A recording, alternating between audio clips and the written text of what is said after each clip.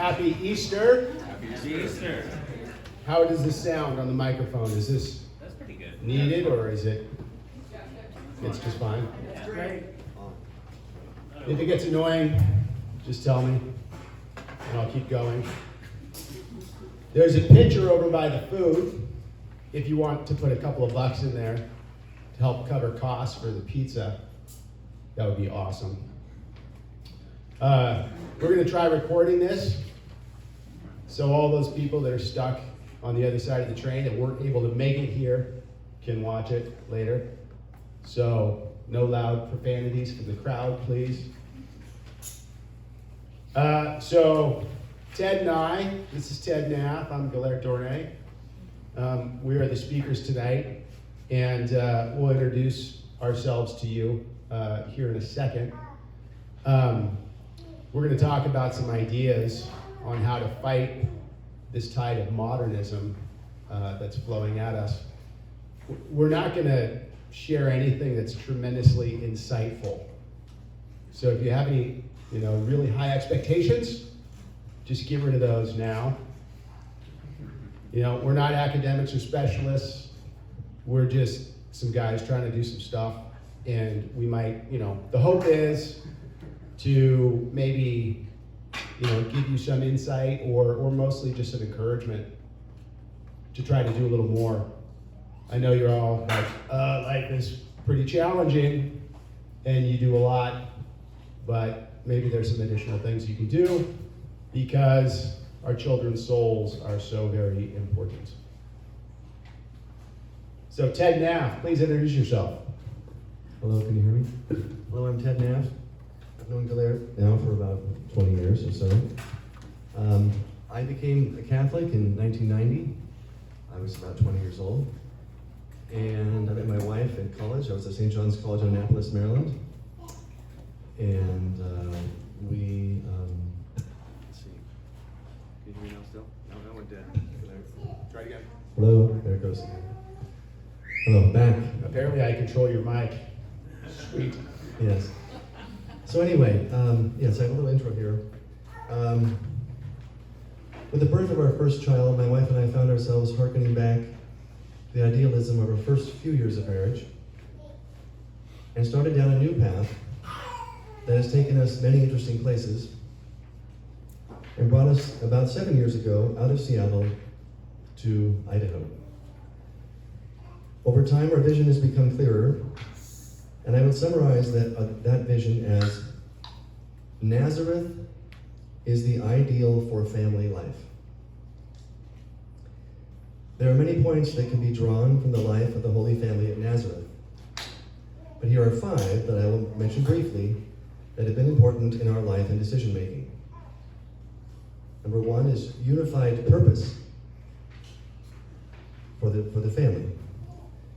The test of any activity, any decision, should be whether it is getting me and my family closer to heaven. Over time, we made this more and more an overt and central aspect of our family life. And number 2, family prayer. You've heard this, of course, before. The family that prays together stays together. No day should go by without praying the rosary. Pray it as a family as much as possible. Over time, we made changes to our schedule to make it possible as many times a week as we could to get to Mass. We have also gradually incorporated other kinds of family prayer and ways to make the liturgical year central to our family life. Number 3 is a life of virtue. As our kids have gotten older, we have seen the importance of open conversations about staying out of sin and growing in virtue. From the earliest ages, kids need to hear you say, "I'm sorry," when you fall, to see you staying away from near occasions of sin, to see you getting to confession at least once a month and making sure they do the same. They should not get the idea that restrictions are just for kids and that adults can do whatever they want. We have to have restrictions also, and we have to impose them on ourselves, even though it's not always very fun. The next thing is, number 4, is the hidden life. Over time, we became more careful and thoughtful about our activities outside the home and outside the family circle. We learned to prioritize activities that we can do together as a family, and to prioritize activities that we can do at home. Number 5, common work. As I said above, the family that prays together stays together, but I also have seen that the family that works together stays together. I have seen this with my own kids, and especially as I look at families with kids grown or nearly grown, the ones that are still tight-knit are the ones that have found ways to work together. That's enough for an intro. That was like our whole talk right there. Thank you. Have a nice evening. Drive safely. Gellert, Dornay, I think many of you know me. That's my wife, Elizabeth, coming down the stairs. Mother of our 11 beautiful children. Grandmother to our first grandbaby. And we have a second one coming. I spent 25 years helping build 2 different businesses. I traveled quite a bit around the United States, a little bit internationally. Spent way too much time away from my family. I'm trying to make up for that. My wife's really happy about that. I'm going to spend more time around home now. We have 11 wonderful children. My wife's mostly homeschooled our kids. We've been practicing Catholics. I have all my life. My wife's a convert, or a fulfilled Jew, I guess. I love education, though I dropped out of 4 different schools and never graduated. And a year ago, I fled Seattle after 47 or so years. Never thought I would leave my hometown. But we fled something, and my wife and I talked about the idea of leaving as a defensive position to protect our family from a lot of the bad stuff going on in the world, specifically in Seattle. But what's the opportunity to do something, positive? And so we'll talk about some of that here. So there's our intro of who we are. There's my wife, she's always needed. Our title for tonight is 23 Chestertonian Solutions to Stem the Tide of Modernism. As Father Slattery shared with us some months back, we are at war. The war has not been physical up to this point, but it's getting there. And the war is between those that want to protect Western civilization, to retain and rebuild Western civilization, and those that want to destroy it. There's tremendous tension in our society today, and it's not because people are white, or they're green, or they're from Mexico, or whatever other country. It's because some believe in the 10 Commandments, and believe in the New Testament, and believe that should guide our virtuous engagement in civil society, with the hope that we might attain eternal salvation in the very presence of Almighty God. And there are those that reject that notion, non servium, I will not serve. Non serviam. He's the academic. I will not serve, I want to do what I want to do. And that's resulted in tremendous moral decay in our society. And now you see tremendous shifting geographically within our country. Chesterton said that we must listen to the democracy of the dead if we are to see our way clearly forward. He goes on to say, men invent new ideals because they dare not attempt old ideals. They look forward with enthusiasm because they are afraid to look back. G.K. criticizes the insatiable desire for the rerum novarum, the new things. And so how many of us have fled to the inland northwest recently? Okay, so maybe a third of the room or something. Not just to escape, but to contribute to a more virtuous civil society. So we understand that God created everything, so he is relevant about everything. Chesterton said he is the thing. He says the Christian ideal has not been tried and found wanting. It has been found difficult and left untried. Christ gives us the ideal. It is society rooted, as Ted said, in the family life. And the model, of course, is the family of Nazareth. The model we should try to ape. Common work, unified purpose, prayer, virtue, and hiddenness. So the test of any activity, any decision should be whether it is getting me and my family closer to heaven. Here's a list of 23 sizable considerations inspired by the sizable apostle of common sense. In no particular order. Number 1, faith. Chesterton says the first effect of not believing in God is that you lose your common sense. He says the act of defending any of the cardinal virtues has today all the exhilaration of a vice. We appreciate that we are moral agents, and every act that we commit has a moral value. God is relevant to all. One of my sort of aha moments, even though I was raised as a cradle Catholic and always went to church on Sunday and whatnot, was when I was in the coffee industry. As our company grew, it seemed we got further and further away from our initial mission to make the best cup of coffee we possibly could. And instead, it was all about making profit and getting that new piece of business. And it wasn't until I was in the Netherlands, working with the largest grocery chain in the world, and we were strategizing with them, and they said, well, we have to go back to the government and get their input on this plan. And I said, who cares what they have to say? You're a private company. Who cares what the government has to say? And they said, well, our customers and our employees are their citizens, and we just kind of collaborate on these things together. And I kind of was like, oh, it's about people.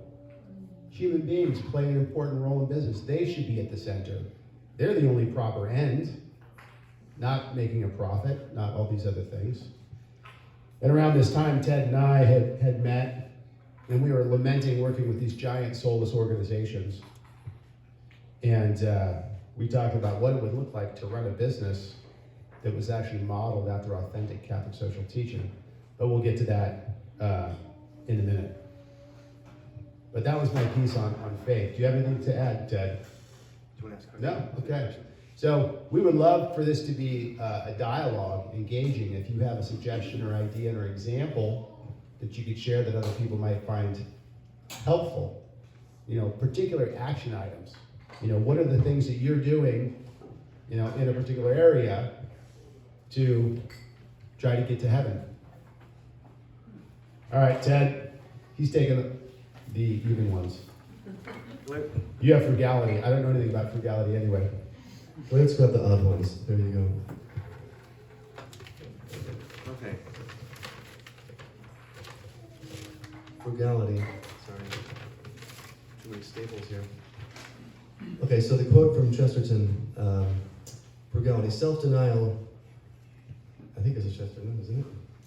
Self-denial is the test and definition of self-government. Comforts that were rare among our forefathers are now multiplied in factories and handed out wholesale. And indeed, nobody nowadays, so long as he is content to go without air, space, quiet, decency, and good manners, need be without anything, whatever, that he wants, or at least a reasonably cheap imitation of it. Here's a good quote. I had to learn this one. It took me a long time to learn it. I'm still trying to learn it, I suppose. The best money you earn is money not spent. If you have a family, time with your family is paramount. For most families, the necessary time away from family at work is predicated upon spending needs. It's only logical, right? Why else should you go to work? So, what follows from that is that if you can control your spending, you can spend more time with your family because you might not have to work as much. I know that doesn't apply necessarily to everyone always the same way, but it's a good it's a good thing to realize.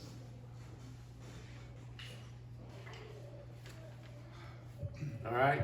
Number 3, truth. Modern man is staggering and losing his balance because he's being pelted with little pieces of alleged fact which are native to the newspapers. And if they turn out not to be facts, that is still more native to the newspapers. He's writing 100 years ago, and this is like, he's talking about Twitter and Facebook and MSNBC. It's like, how did Chesterton know these guys were going to be around 120 years later? It's absolutely amazing.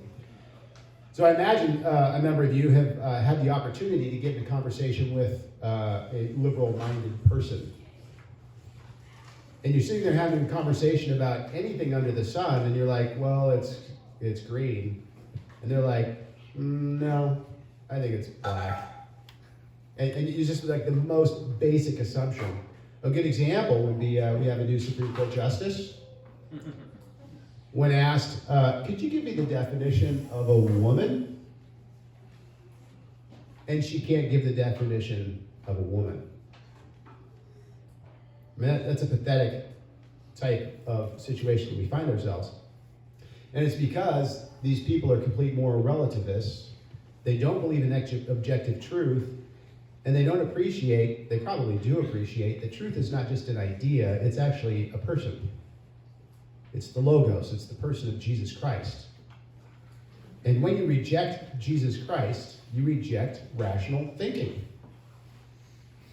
One aspect of this is the idea that the evolution of species, Chesterton writes very humorously about this, is that you believe that everything is fluid and somehow magically getting better all on its own. And the same philosophical problem with the evolution of species is the same philosophical problem we have with the evolution of doctrine, the evolution of the liturgy, the evolution of anything objective.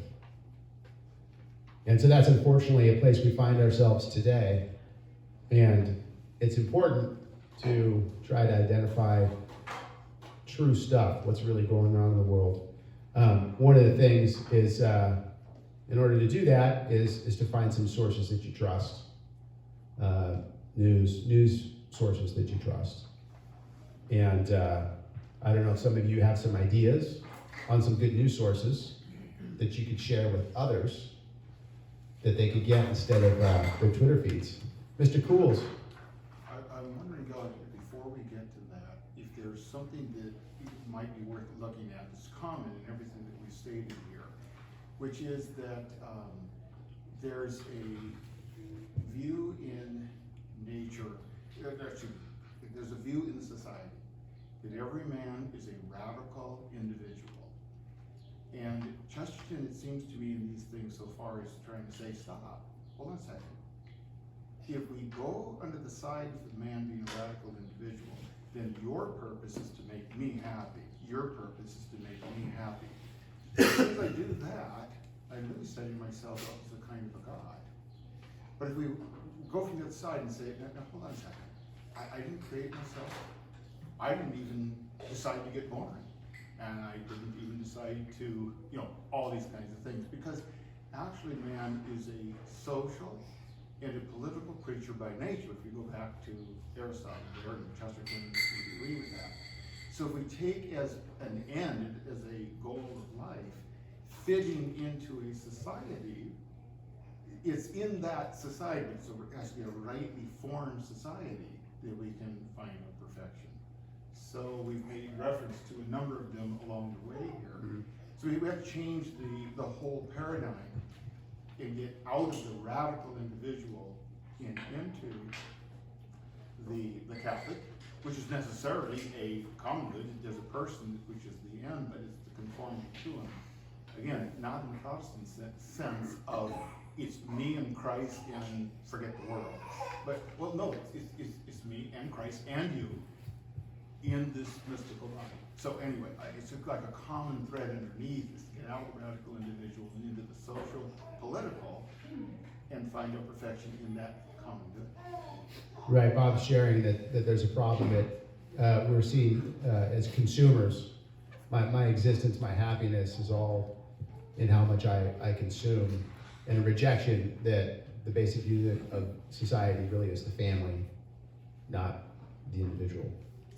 Of course, Father Spitzer speaks very, very simply about the 4 levels of happiness. The first level being the sentient gratification. I put a blanket on because I'm warm. The second is intellectual ego gratification. I'm happy because I feel cool, or I'm smart, or I run fast. The third is moving to the contributive good, where you're looking out for the well-being of another person. You help your neighbor move, even though moving sucks. It makes you happy to help your neighbor move. And of course, the fourth is doing the will of God. And it's those 3 and 4 levels of happiness that they give us sustainable, true happiness. Good point. All right, number 4. Traditional education, integrated. Here's Chesterton. The one thing that is never taught by any chance in the atmosphere of public schools is this, that there is a whole truth of things, and that in knowing it and speaking it, we are happy. Education should be unified, simple, not encyclopedic. Parents are responsible for every aspect of their child's education. And of course, as part of that, we need to make sure that they learn virtue and that they are trying to figure out their vocation. Subjects should be chosen either because they are basic necessities, which we all need to know how to read and write and that sort of thing, and also education in a broader sense should instill virtue. So what I'm trying to say is that education is not just simply going to school, but it's every aspect of a child's life in the family is some kind of education, and parents are responsible for that also. So anyway, so subjects that instill virtue, and hard work, or subjects that directly teach virtue, those are important, or that they fit with a child's future vocation as it is discerned. As much learning as possible should be done as a family. In fact, obviously, family reading is very important. We read. I often read to the kids history, or Lives of the Saints, or catechetical or spiritual books, or sometimes fun things, of course, too, because you have to mix that in. That's how you keep their attention. And of course, I'm not against classical education, especially because I had some of that myself. But I guess as I've gotten older and my kids have gotten older, I realize that it's certainly an ideal and it's important, but there are other things that I guess what I'm trying to say is, at this point, if I had to make a choice between sending my school to the top school in the entire world, or having them at home and having something more humble, I would choose the latter. So I think that's more important. But again, if you can get both, that's great too.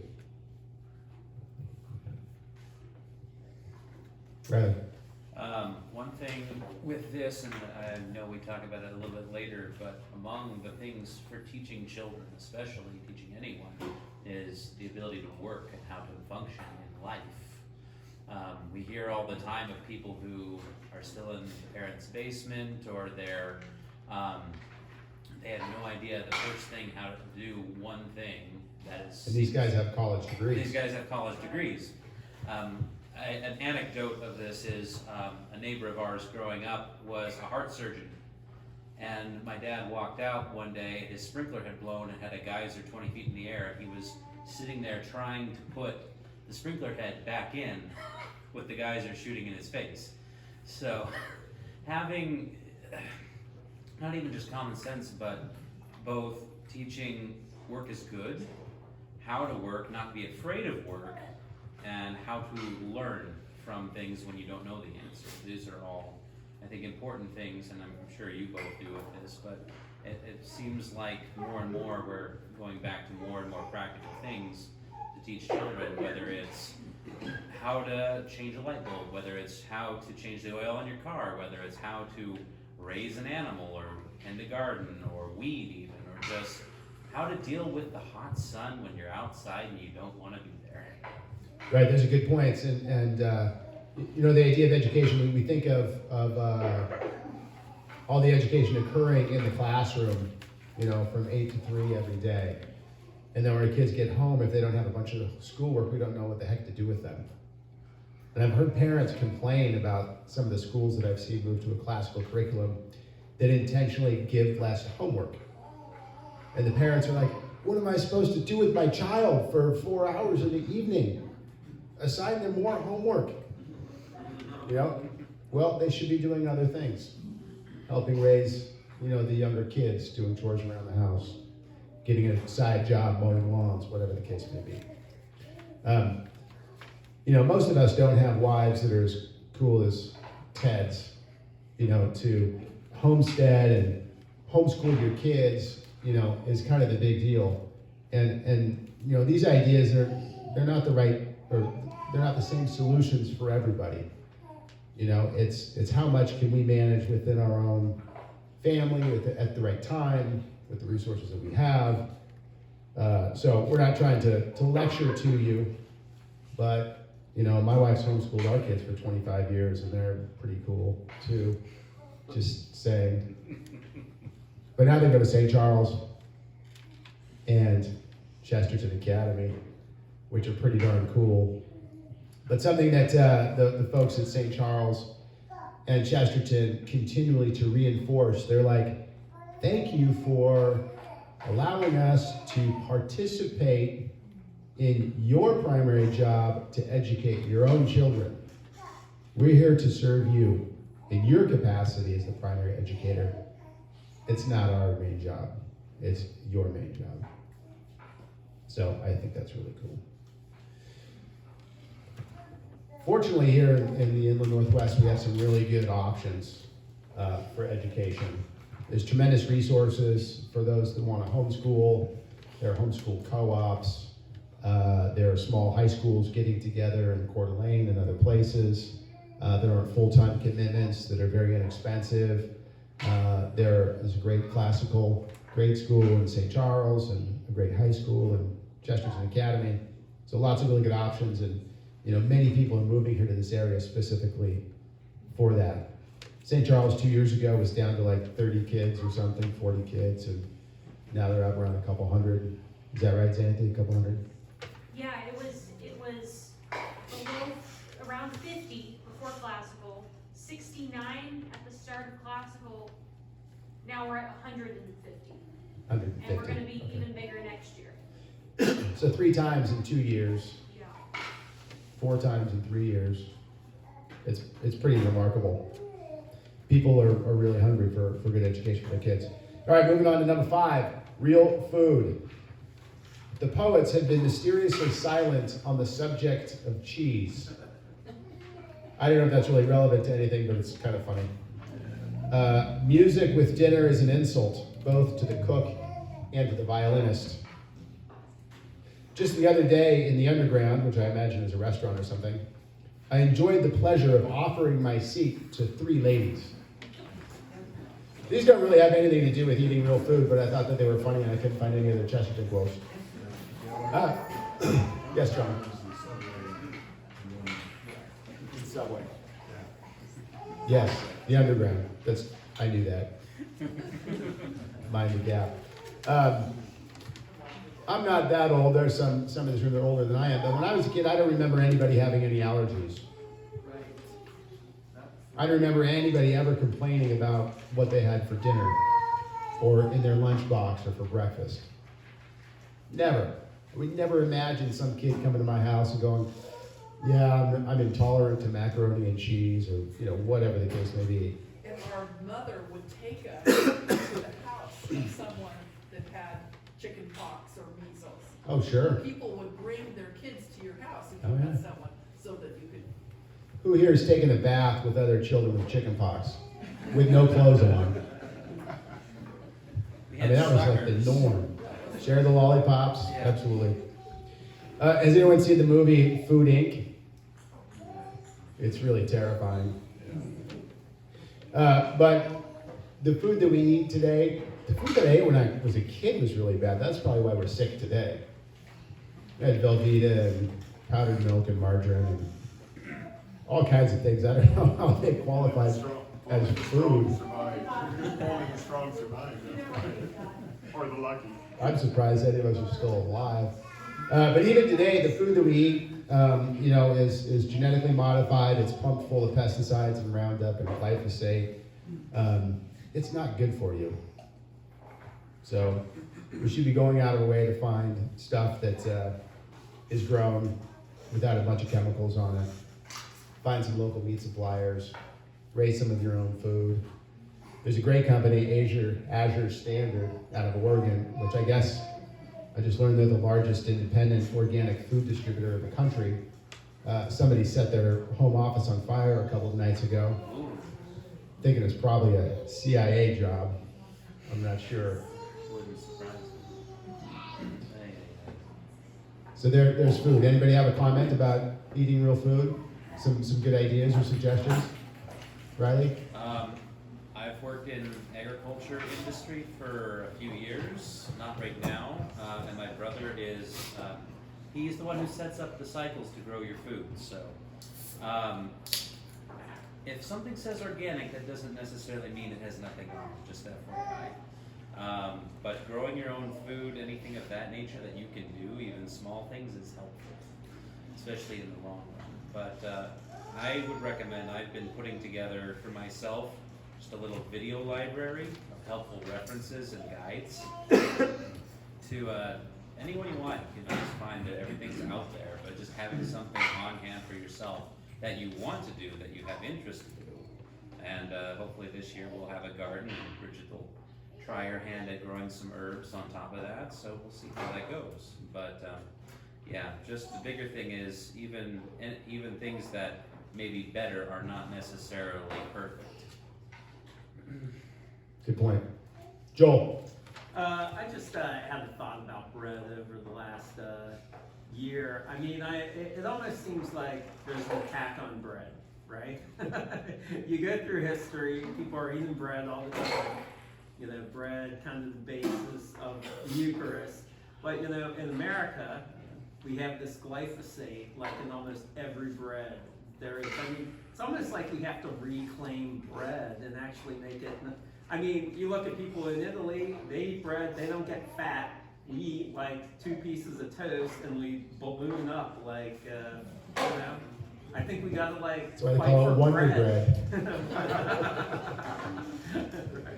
Actually, funny thing on that, when we were in Ireland forced Subway to call their bread a confection, not real bread, because it did not qualify for their standards of what, you know, bread would be. Yeah. Good point. Bob? So a couple of magazines that would be really well worth looking at in this regard. So Acres USA is pretty good, and Softening Grassland, Joel Salad, probably people recognize it. It's got a book out called Polyface Micro. Yeah, it gives Polyface Micro is a book on food. Joe Salatin? on raising your own food. Uh-huh. It's way above average in that, so it's, these are combining the best of the new with the best of the old. So And what's the Acres publication? Acres USA, Acres USA is another publication you might want to check out. it's got a little bit of socialism in it, so be a little careful with the second one. Nonetheless, it does have a lot of good arguments. So, anyway. And I would recommend Nourishing Traditions. Yes, Yeah. that's another one. Nourishing Sally Traditions. Yeah, Sally Fallon. So it's based on the work of a dentist by the name of Weston Price. Excellent. Weston Price, a dentist. Thank you. All right, on to number 6. Okay, from food to natural medicine. This one's pretty good. Over-civilization and barbarism are within an inch of each other, and a mark of both is the power of medicine men. I think the last couple of years, it's what we've been going through with COVID. It's pretty amazing, and of course they're not letting, they certainly aren't letting things go. I think we have more of the same coming. You probably all know that. But in terms of natural medicine, I guess I would make a plug for. I'm sort of make a plug for it. The Cartesian mechanized worldview works well for machines, and modern Western medicine is great at putting you back together if you get run over by a truck. It is good at that.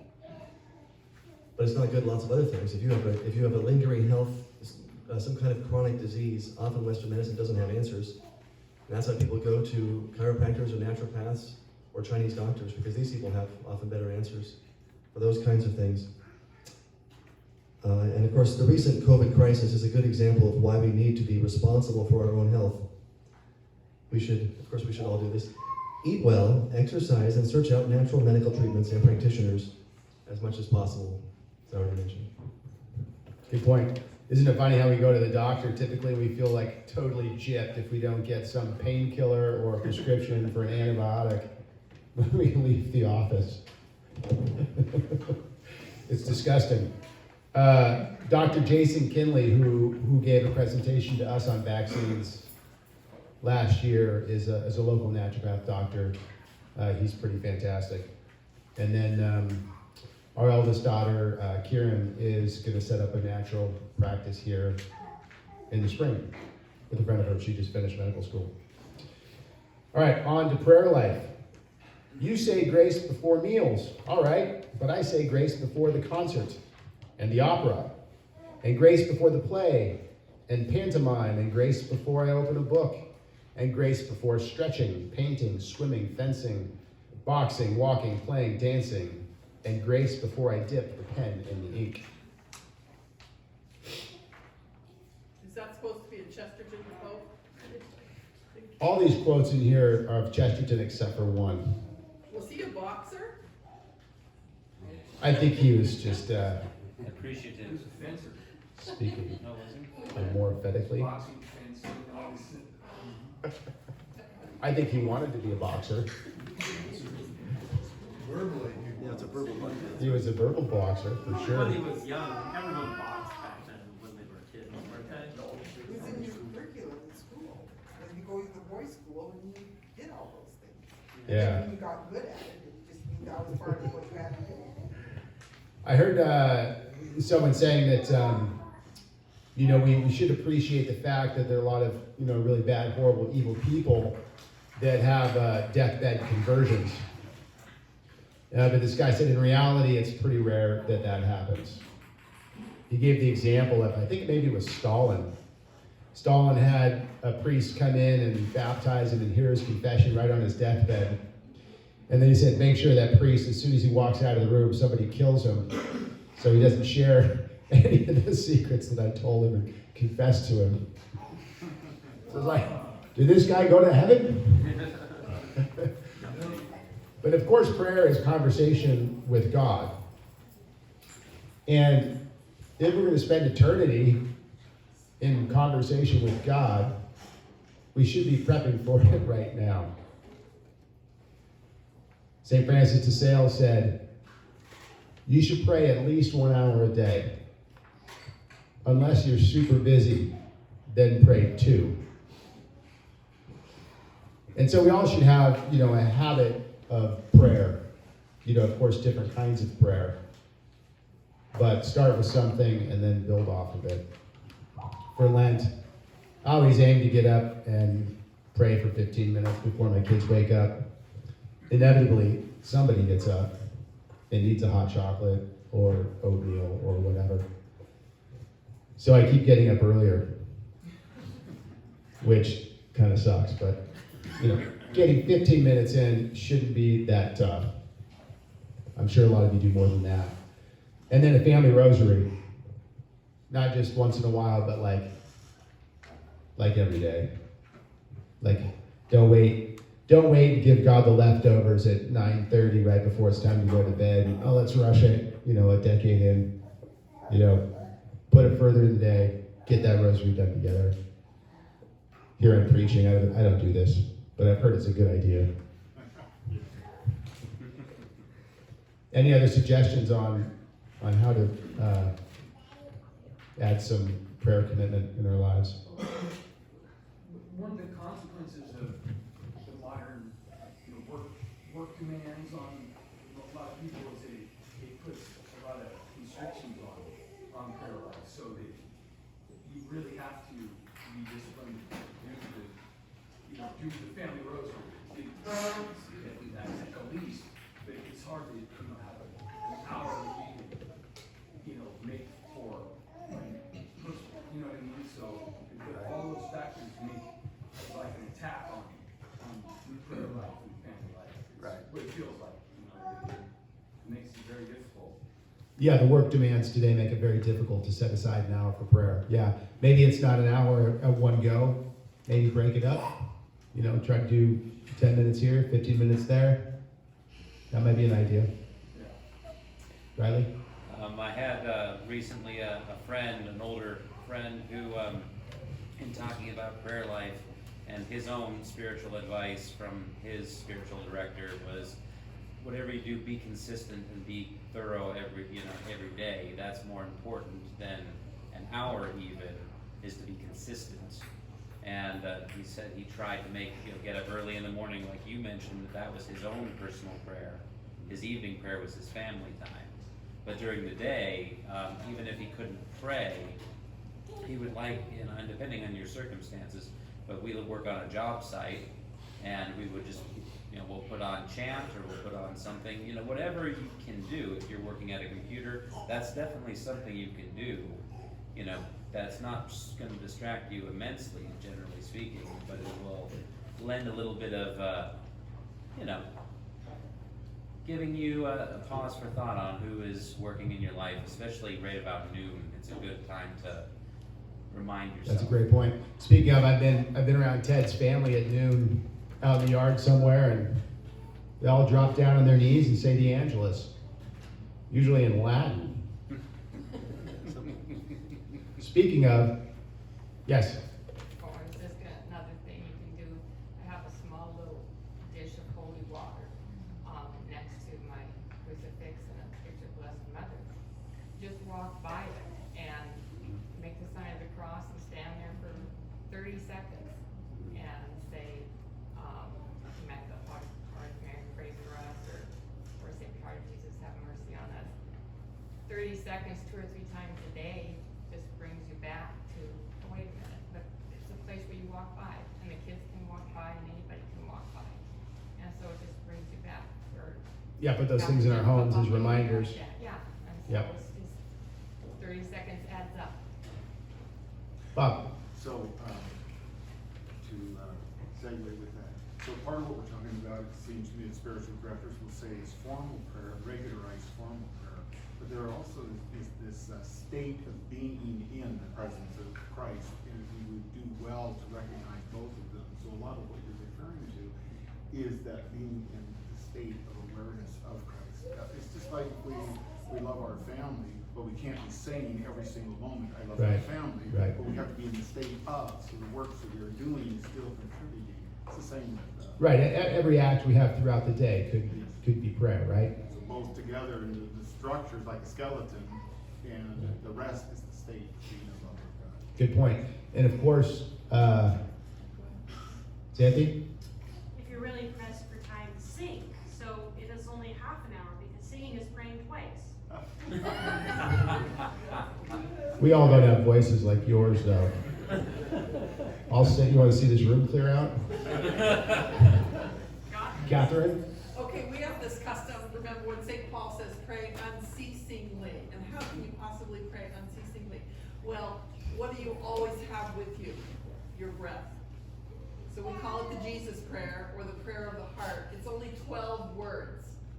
And so you can do it in your mind, in your heart, and when you're inhaling, you're saying, Lord Jesus Christ, and then a little exhale, Son of God, and then a little inhale, have mercy on me, and then a little exhale, sinner.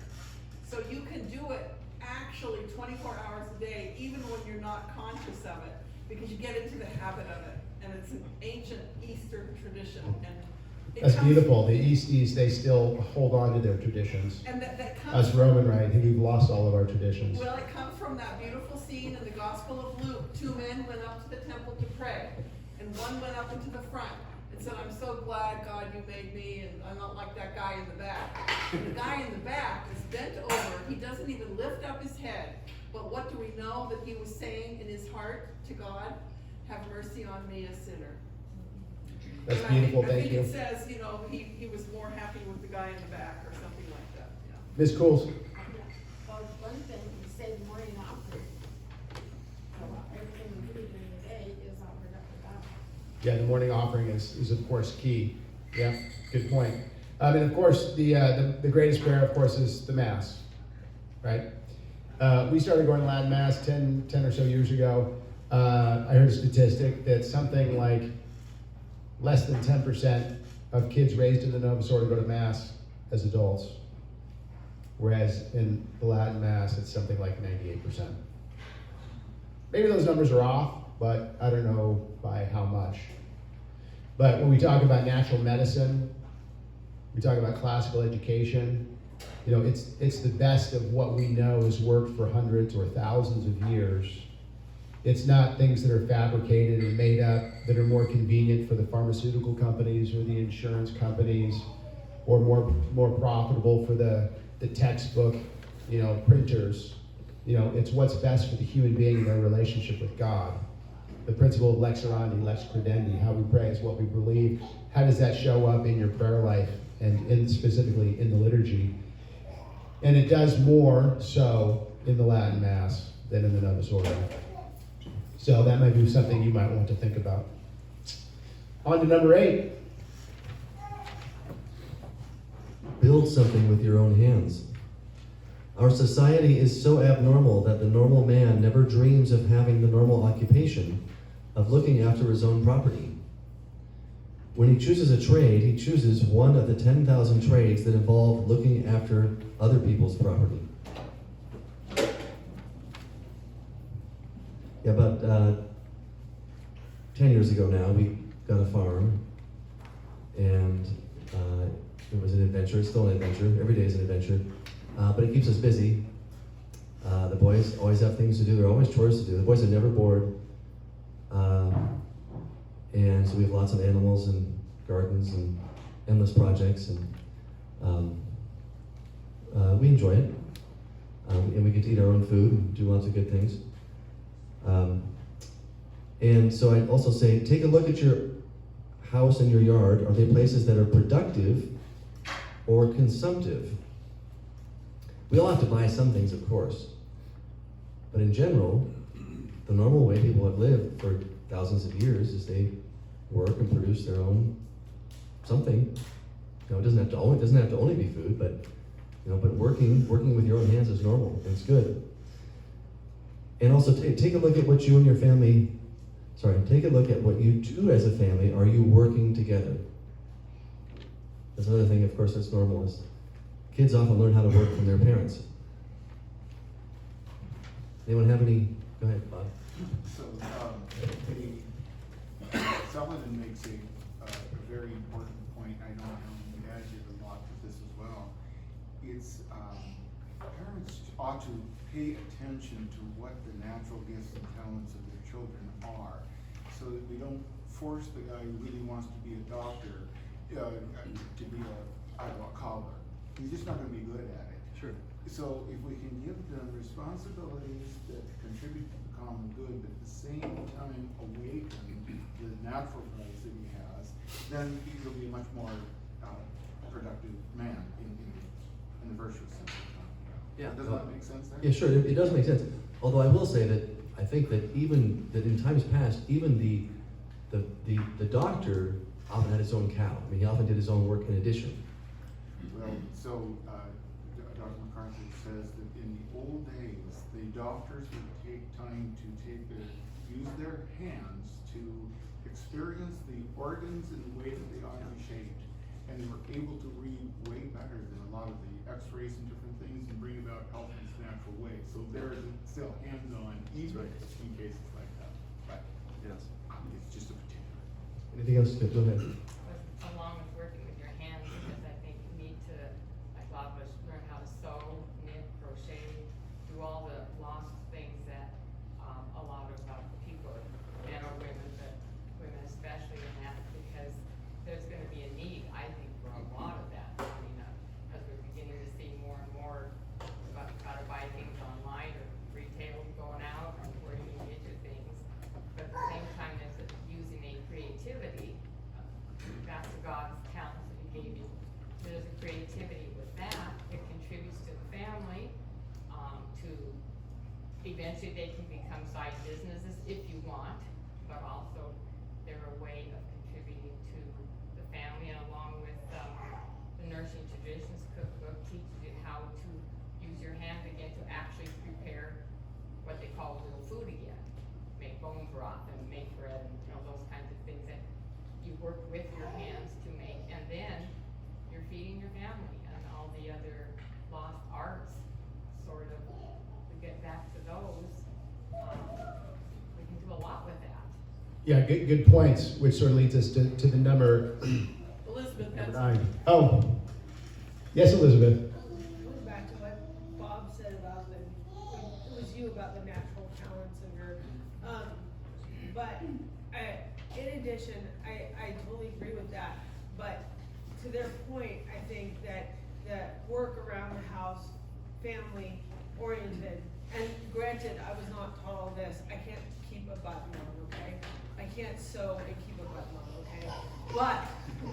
But his example of his dad fixing the sprinkler of the brain surgeon next door who was trying to put the nozzle on top. Okay, I'm not a brain surgeon, but I do know that you clamp down on the artery in a brain surgery in order to get the blood flow stopped so that you could do the surgery. He didn't even think that you turn off to apply that for this thing coming up. I wouldn't want him working on me. Okay? But these are things that you get in practical life, growing up and doing the things around that you need to get done so that, there's an electrical fire in your kitchen, you turn off the panel. I mean, it's just kind of common sense, but the only way you get it is through the experience of hands-on work. And while you're growing up, so you can apply it to being the greatest brain surgeon that you can be. Anyway. I'm in complete agreement with you, because there's certain, all of our knowledge comes back through the senses and the experiences through the senses. So however the heights we climb, if we don't keep our feet on the ground, then you're right, we miss a lot of that back there. So I agree with you. Just one more comment. Louder. One more comment on work in general. I'm reading a book right now called Sanctify Your Daily Life by Cardinal Brzezinski. It was John Paul II's spiritual director, I think. He talks about how work is a way to perfect ourselves spiritually. Within work, we're going to run into so many challenges that kind of force us to get better spiritually, get better at what we do. So it's a way of growing in spiritual life. Good point. Thank you. Who thinks men and women should get paid the same wage for performing the same job? I see a few hands. Chesterton had some thoughts on that. He said, I would give a woman not more rights, but more privileges. Instead of sending her to seek such freedom as notoriously prevails in banks and in factories, I would design specially a house in which she can be free. He says, what is called matriarchy is simply moral anarchy, in which the mother alone remains fixed because all the fathers are fugitive and irresponsible. And we see the breakdown in the family today. Chesterton would suggest that's in large part because women are outside the home working. He has another great comment on marriage, which is sort of unrelated, but it's very funny. He said, marriage is an adventure, like going to war. That's pretty funny. But the idea that men go off to work, come home, sit on the couch, watch baseball, and drink Budweiser, the kids see that. They don't see their father in a productive role. And to the extent possible, it's good to expose the children to work. We've talked about that a little bit before.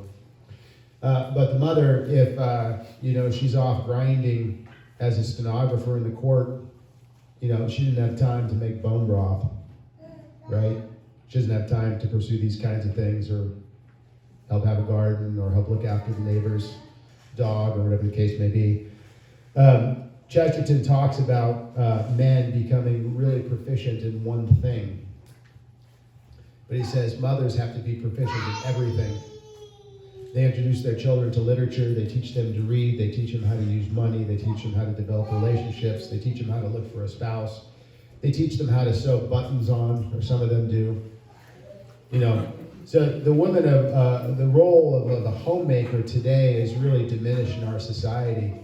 It's really a communist notion to get both of the man and the woman working outside the home, because then they have no opportunity to be free, to develop their sense of freedom. Chesterton said the home is the only place where you're free.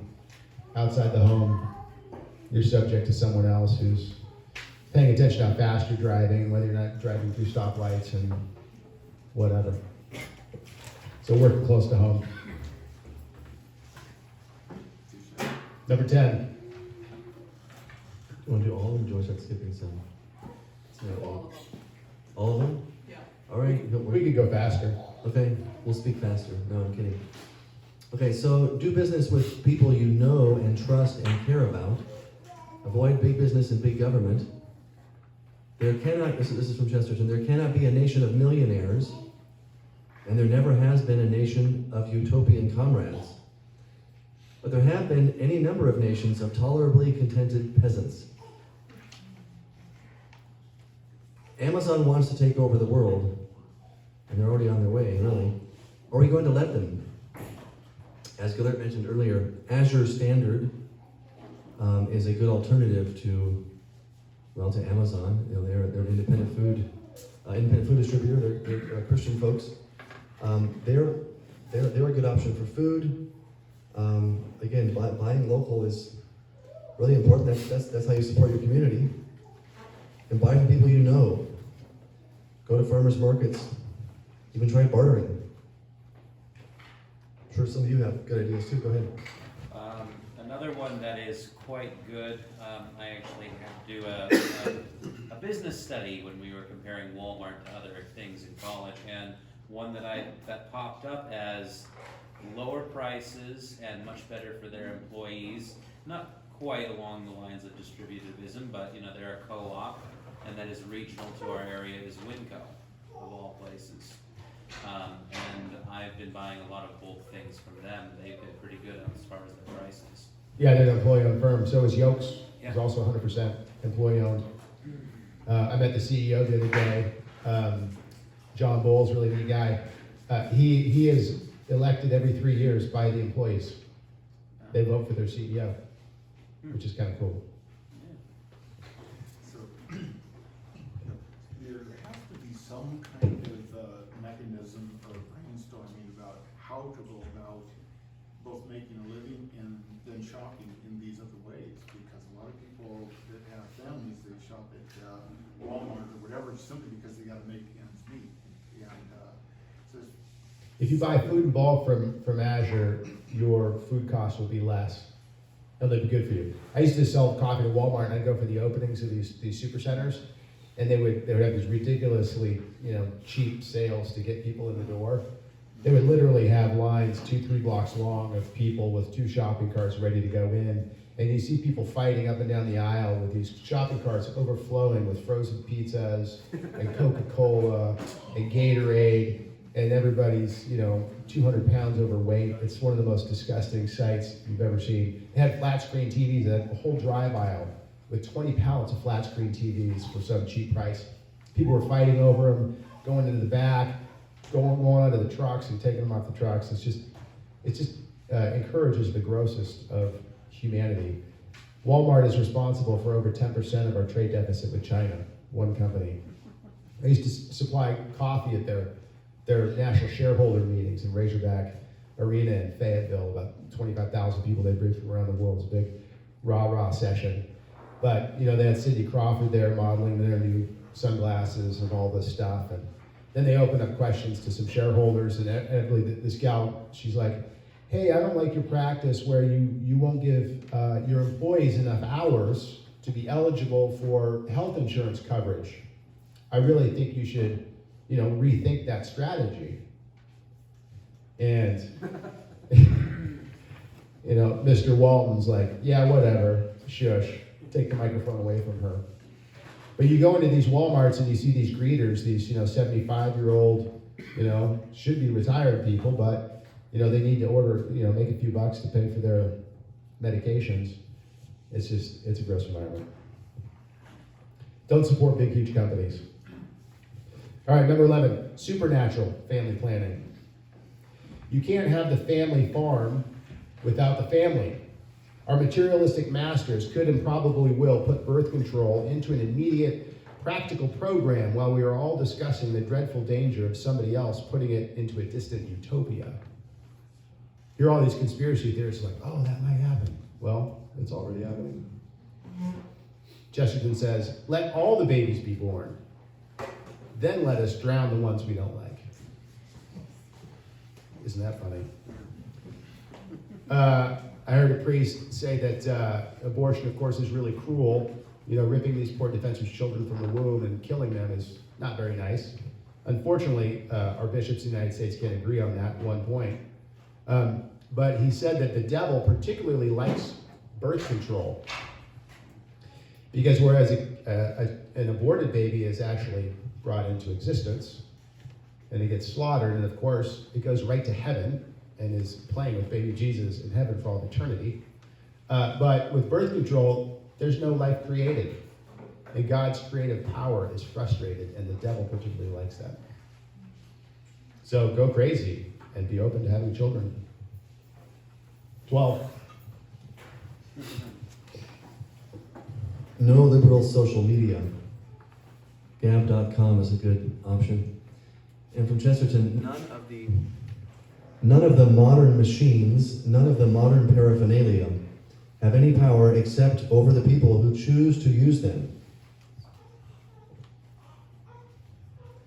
Don't read your Google newsfeed, it's all propaganda. Severely limit usage on social media. 5 minutes a day to read the headlines only from 1 or 2 trusted news sources. Recognize that social media is addictive and you are addicted. Everyone's addicted, it's natural. And for a family, since the bad stuff on the internet is particularly bad for men and boys, put the mother in charge of Custodio. Custodio is one of those online blocking softwares, maybe you know that one, but it's good. There are others too, but Custodio is a good one. The whole family and all the these are our suggestions, but they're good ones. The whole family and all devices must be on the same program. I mean, I have friends who, you know, their boys or their kids have cell phones, and I worry because I think it's just hell is waiting for those boys, unless they're locked down. And it's not because they're bad boys. Any boy that has, you know, access to evil, I mean, there's no way to avoid it. I mean, it's not a question of virtue. It's just going to happen if you don't take precautions. So, and I guess I also would say this. I would say that you know, maybe some men will have a different approach, but the way we look at it is that we as a family, we say that dad is a kid that also has restrictions. I have my wife; she's in charge of the family restrictions, and so am I. And I'm saying is I'm under her control too, so that I can't get in trouble.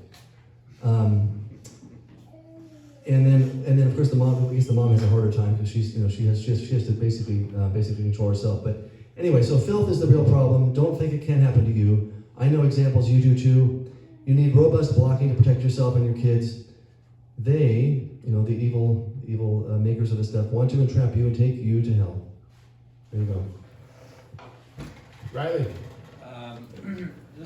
I had a question. I haven't had social media in years, and I'm curious. My background is odd compared to a lot of people's, but what do people find useful out of it? The only thing I've ever found it useful for was the marketplace. That was about it. Growing up, to this day, my parents still do not have internet. They had one cell phone briefly, which they no longer have, and my dad has never owned a cell phone in his life. So. But he knows how to repair outdoor plumbing. And a lot of other things. That's for sure. So I'm curious. I don't know if I have an answer for that. Bread and circuses. Yeah, Remember that?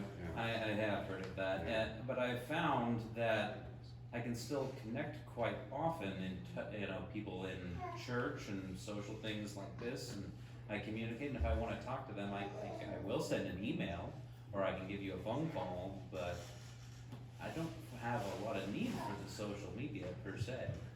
That's good, then none of this applies to you, you're cool. Yeah, well, I'm curious, what's the attraction? The benefit, because.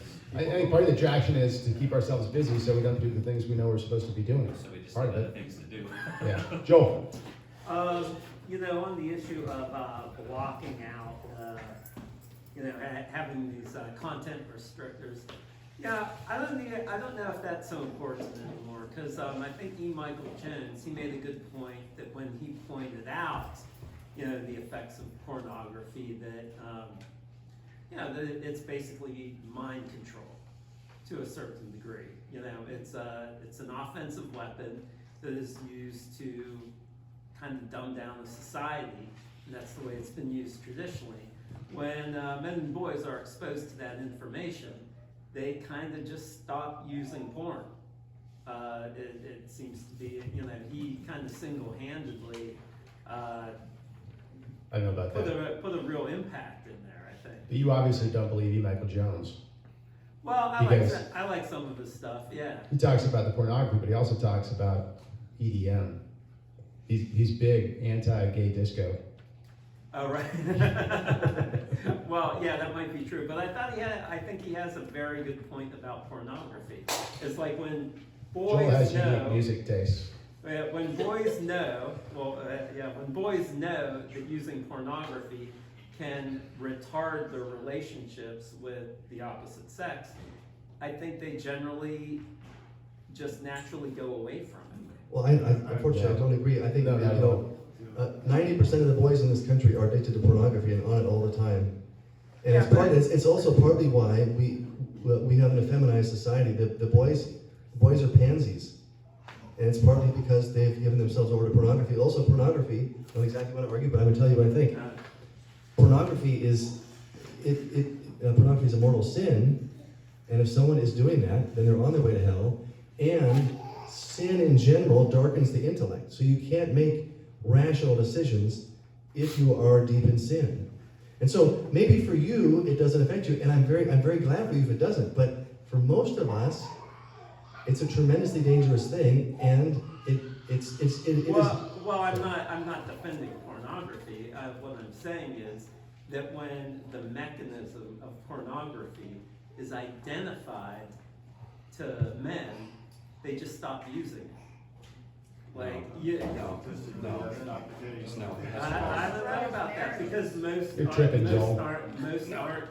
most men think that. I would like you to be right. Well, hold on. But it's not right. Most men believe that pornography is harmless. We know that it's not. But when we're introduced to the idea of how harmful it is, we stop using it. Well, no, what Jones says is that pornography is used as a way to enslave people. That's true. Right. In habitual sin. That's true. Once people are enslaved in habitual sin, then they're malleable, they're controllable. like, sorry, like the drug or alcohol addiction, where you can intellectually know this is harmful to me, this is sinful, but you cross some imaginary line where you're addicted and you continue to do what's bad for your health, Right. your spiritual, and everything, because you're an addict and you, it's not as easy to go, yeah, this isn't good, it's not. A lot of damage can be done by the time you get there.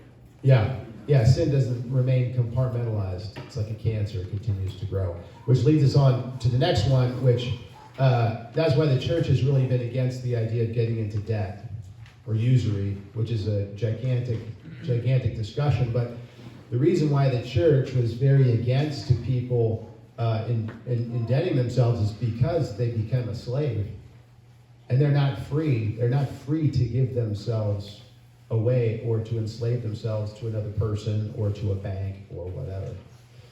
I'm sure you've all seen It's a Wonderful Life, which is the best movie in the whole world. You should watch it at least once a year, if not 7 times.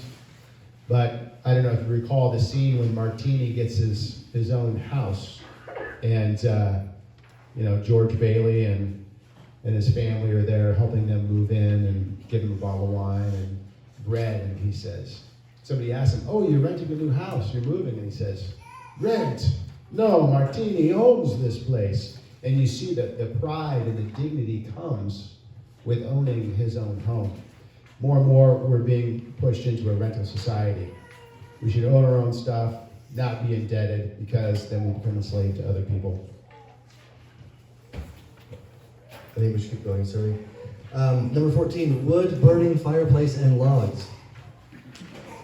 People make fake fireplaces because the fireplace is a place for the family to gather. Where's the Chesterton quote? For that one? Yeah. Sorry, I think I lost mine. There are 2 ways of getting home, and one of them is to stay there.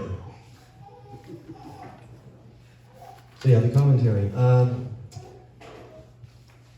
The hearth is the heart of the home. Real warmth radiates. A fireplace makes you responsible for your heat. It means that parts of the house are colder than others. It's not bad to be cold. We're actually cold quite often. We're still alive. It's also not bad to have to congregate where the warmth is. Brings people together. And it's good work. And again, chopping wood is good work for men and boys. Chesterton said that the family should be self-reliant in 3 areas: food, shelter, and heat. Other than that, you're a slave to someone else. He says the obligation of wealth is to chuck it, which is really funny. It doesn't really have anything to do with number 15, have a vegetable garden, but I couldn't find a quote that was more relevant. I'm building a greenhouse right now, and we're going to try to grow some food, so we'll see if it works. Okay, 16. One other quick comment. There's a movie, Uncle Nino. This Italian guy comes over to the United States, and of course he's surprised at a lot of the strange things that we do here. But he says so many people spend so much time on their grass. He's like, you can't eat. Stupid. Plant a garden. Plant tomatoes. You can eat them. Very cute movie. Number 16, read good books. I think I lost. That's the quote again. What's the quote there? A good novel tells us the truth about its hero, but a bad novel tells us the truth about its author. That's a good point. Again, over lots of years of experience and sometimes reading the wrong things, we like Catholic writers before 1960. That's what we found is that's where you Just find an the truth. arbitrary date. Well, and unfortunately, it is true. And I encourage people to read the lives of the saints. The old Butler's lives. There are actually different Butler's lives. There was one that was done in about. It's one most people have, but it's actually it is unfortunately modernist. I recommend not reading that one. There's an older version that is much better. It isn't always saying that this person this saint might or might not have done that, or might not have existed, which is, that's totally modernist. So anyway, try to find the old Butler's Lives. And also, Warren Carroll is a really good historian. If you want to read really good Catholic history, Warren Carroll is really good to read. Founded Christendom College. Yeah, founded Christendom College. And then also, for children, to learn about saints, there's a vision series, I guess it's actually from Ignatius, and then also Tan has a saints collection too, which is good. And then lastly, so literature is not neutral, as basically what Gellert was saying earlier. Literature is not neutral. Just because it is a classic, or classic, as they say, or it's on your kid's reading list from school, doesn't mean that it should be read. Is it conveying a Catholic worldview? You have to ask that. If not, what is the worldview? My wife put this in right here. She says, girls are easily influenced in a bad direction by romantic reading. She's mentioned that to me many times, that she was able to go to the library, she was able to read everything, and she realized, oh, a lot of these books are harming me. Well, she realized it later, unfortunately. And also, it's commonly known that actually vocations can be lost through frivolous reading.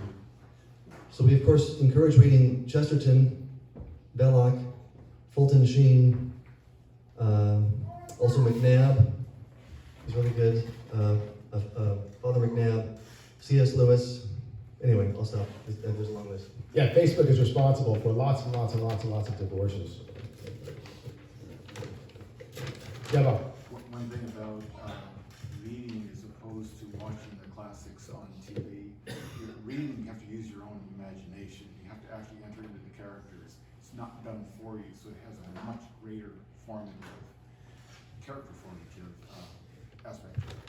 Right, and don't let your kids be distracted with video games. That's a huge problem. There's one other quote. The most dangerous criminal now is the entirely lawless modern philosopher. Compared to him, burglars and bigamists are essentially moral men. Santi. One thing people accuse traditional Catholics of is being stuck in the past, so there's nothing good past 1960, which is a good generalization, but there is still good Catholic literature being written, there is still good Catholic music being written. It's just because the Catholic imagination is the imagination where all good and new and exciting and truly good things come from. The Benedict XVI Institute, if you're not familiar with it, that's headed by Archbishop Cordileone, is a great way to find new, living Catholic artists that are writing things that are good, true, and beautiful, both in literature, film, music. So to find other good things that are truly good. It's true. It is difficult, though. The Benedict XVI Institute. Thank you. Focus on local politics. It's easy to get wrapped up in what's going on nationally or internationally. It's hard to have any impact on that at all. Most of our energy. 17 you're supposed to do. Read to your kids. Yeah, I just kind of threw that in. Okay, that's fine. Go ahead. Oh, you're 18. Go ahead. You're odd, he's even. Focus on local politics. That's from Chesterton.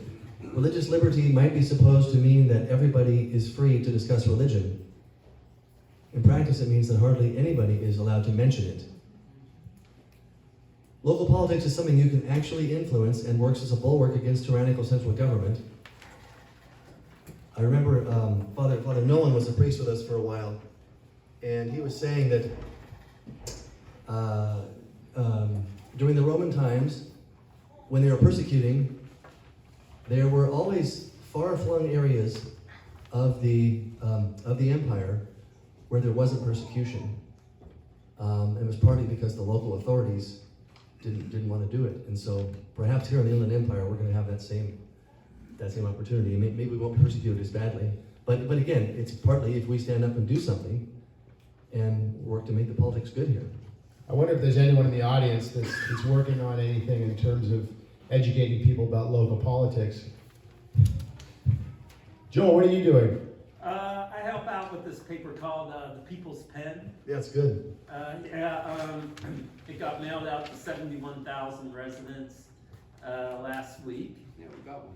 Oh, you got one? Yeah, and yeah, basically it just runs down what's happening in this case, Kootenai County. But the next issue will be most of North Idaho, and hopefully we want to expand into Washington too someday. Do you have some extra copies you can? I have a few, yeah. I have a bunch in the car if anyone wants one. That'd be great if you could share with us. Yeah. Yeah, absolutely. Number 19, the true soldier fights not because he hates. Oh, Sorry. yes, John. Local politics and information, where are the sources that are good? And we can rely on. Are there any sources besides this paper that's from Dornay on Spokane side? Sorry. Is anyone aware of any? From the Protestant world, that's much more my background. We don't really care what you have to say. No. I'm just kidding. We Believe We Vote does quite a bit of work. We believe we vote. Okay. And my neighbor Carrie Snow used to be the executive director of that organization. Yeah, thank you. We believe we vote. So there's one. Thank you. All right, number 19. The true soldier fights not because he hates what is in front of him, but because he loves what is behind him. Maximize your positive contribution. Do whatever you can to help save souls. I met a Navy SEAL named Jocko Willink. Maybe you guys have heard of him. You actually met him? He does some motivational speaking and stuff. He's huge. He's big, like literally big. But he was on a tour, and he was the head of a group of guys, and they had been out, doing stuff. And they're gonna head home the next day. They got their notice they're leaving the next day. They're all excited, take off all their, guns and stuff, and they're just waiting. And they get a call, and they're like, "We need you to go on this one last mission, like tonight." And so Jocko's got to tell his team, he's like, "Saddle up, boys. We got to go do this thing." And they're like, "Oh, come on, man. It's like, we've been doing this for months. We got wives and kids at home. We're going to make it home safe." And he's like, "If you don't do it, who's going to do it? You want somebody else to go out and risk their lives and lose their children and wives and all this? Man up." And he was just encouraging these guys, to do the best that they possibly could. I thought that was sort of inspirational. Okay. Number 20. It's an interesting one. Question college. Basically question whether you should go to college. It is typical of our time that the more doubtful we are about the value of philosophy, the more certain we are about the value of education. That is to say, the more doubtful we are about whether we have any truth, the more certain we are, apparently, that we can teach it to our children, to children. The smaller our faith in doctrine, the larger our faith in doctors. So anyway, here's some commentary. So even the best colleges have issues, especially social life at college. As you probably know, late teen and early 20 kids mixing with minimal supervision. It's a really bad plan. There are some colleges, Hillsdale, for example. That's a really good Protestant. college. Yeah, it's Protestant, but it's actually really good though. Because they insist on virtue, and the kids are encouraged to do the right thing, and so I think it ends up with a good product. Also, another thing to think about with regard to college is the debt. College costs so much money these days. There are many kids that go to college and they're either mired in debt forever, or they can barely afford to pay their to buy a house or to get married even. There you go. So makes entering upon marriage difficult means that both spouses are likely to think that the woman has to work. Even at the best of colleges, kids can lose their faith also and get exposed to alcohol and drugs. And there's something else we don't think about, and this is not to say no one can go to college, but just to give you another perspective. A lot of kids go far away from their family to go to college, which means their family has no longer any influence over them. It would make more sense, I think, to be able to go to college and live, and stay right where you live, and have your parents still be able to be involved in your life.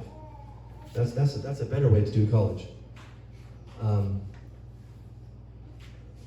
Also, another thing to think about is that for a long time, the trades have basically been de-emphasized. So, being an electrician or a plumber or basically working with your hands, people thought that was silly work or beneath them. So people aren't doing that. Well, consequently, what that means is that now, if you want to enter the trades, you can make a lot of money. And in fact, I think I've heard it said that you can enter the trades and you can often make as much money or more than people who go to college, and you have no debt. So, anyway. Yeah, it seems odd that we, want our kids to take those last few steps into mature adulthood. Thousands of miles from home, surrounded by a bunch of horny, drunk knuckleheads with zero supervision. And we wonder why there are so many problems. But another big thing is the opportunity cost. What could they do with those 4 years? If they were to commit to a career, if they were to commit to a spouse, if they were to start a family or have a kid or whatever. I'm a big fan of college. I went to 4 of them. But Let's hear it from Mike Rowe. Yes, he's fabulous. don't break up fistfights. I would rather a boy learn to the roughest school the courage to hit a politician, or gained in the hardest school the learning to refute him, rather than that he should gain in the most enlightened school the cunning to copy him. The paradox of courage is that a man must be a little careless of his life, even in order to keep it. Bullies don't get punched in the nose anymore at school today, and how many of them continue to, irritate and bother and take advantage of other people and become serial killers as they get older. I think if we allowed some playground roughhousing, we would have less of that. Men need to learn to be tough. We see role models in movies. They're tough guys. They know how to fight. They know how to punch. They know how to defend people they love and care about. One of our favorite movies has a scene, Seven Brides for Seven Brothers, when this guy he's trying to learn how to, court a girl, and he offers this pretty young lady a jar to backing. And these guys think that she's been insulted, and so they start fighting with him. And so there's this big melee, this one guy fighting against these other 3. And somebody says, "Oh, stop, break up that fight." And the brother says, "What for? There's only 3 little ones." So my kids quote that all the time. Okay, 22. This is the one quote that's not Chesterton.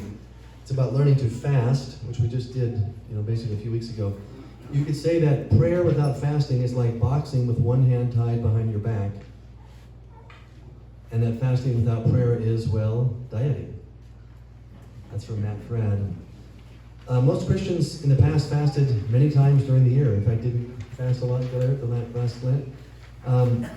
Eating 3 meals a day every day is a modern idea. Christians used to fast like the Muslim Ramadan.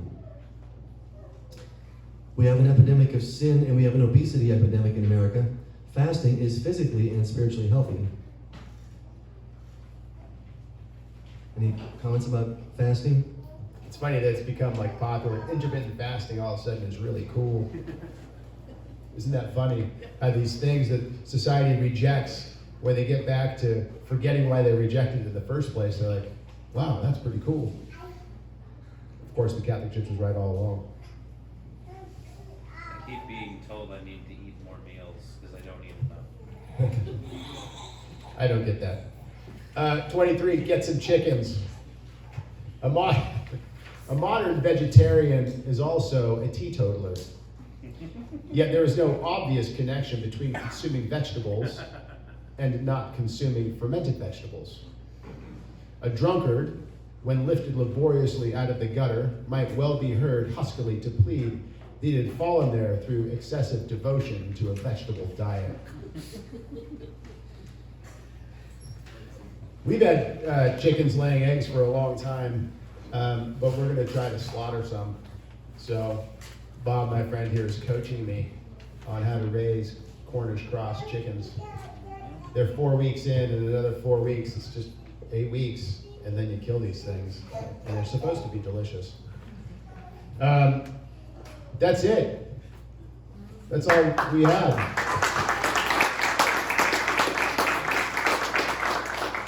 Hopefully you found that at least mildly entertaining. If not, hopefully you leave with a couple of insights and some ideas on something to do. Yes, John? Question, earlier you asked the question, what's a good national media source, news source? We didn't really get any answers for that. News sources? Yeah, that I heard anyway. I have two. Yeah, please. One Suggestions. is the Epoch Times. Yeah. And two, Fox News. Epic Times, some of Fox News, Newsmax, LifeSite News. Blaze. Jesus promised his disciples three things: that they would be completely fearless, absurdly happy, and be in constant trouble. So if we find ourselves in that situation, we know that we're in good company. Yes, Shane? Just asking for a couple of websites for good information right here. Highwire.com. They're starting to get political. They said they wouldn't. All about vaccines, all that stuff. Local stuff, liberty.org. If you don't know about Eastern Washington and liberty.org, look into it. If you live over here and you want to get away from the politics on the west side, that's a good place to start. Liberty.org and the Highwire. Highwire.com. Dell, Big How to Tree. fish. Better learn. Learn how to fish. Learn how to fish. So next month, our meeting is on May 12th. We're back to the second Thursday of the month. And our speaker is Hugh Owens. He's coming out from Virginia. And the topic is going to be G.K. Chesterton and the Sisterhood of Nature. The main point of Christianity was this: that nature is not our mother. Nature is our sister.